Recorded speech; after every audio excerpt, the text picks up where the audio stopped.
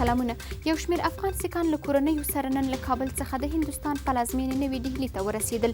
د راپورونو له مخې دا د هغو سیکانو لومړی جوپه ده چې افغانستان کې ژوند له کړکېچونو او ستونزو سره مخ وو. طالبان وايي چاته اجازه نه ورکوو چې د افغانستان خاوره د امریکا او متحدینو پر ضد وکاروي. دغې ډلې په افغانستان کې د القاعدې د بهرنیو اتباعو په اړه د ملګرو ملتونو راپور رد کړی دی. د افغانستان لپاره د پاکستان ځانګړی استازی وايي د کورونا له امله د سفر محدودیتونه به بیا وڅېړل شي او پاکستان ته د سفر اسانه کولو لپاره د ویزې نوې تګلاره هم په ګړندۍ توګه تر غور لاندې ده. سعودي عربستان افغانستان کې 600 ښوونځي جوړوي.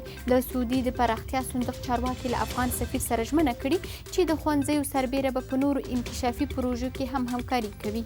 او افغان حکومت د طالبانو 50 زندانیان خوشي کړي. سرچینې وايي خوشي شوي کسان د هغو بندیانو له جملې څخه دي چې حکومت یې په خوشي کولو اعتراض درلود.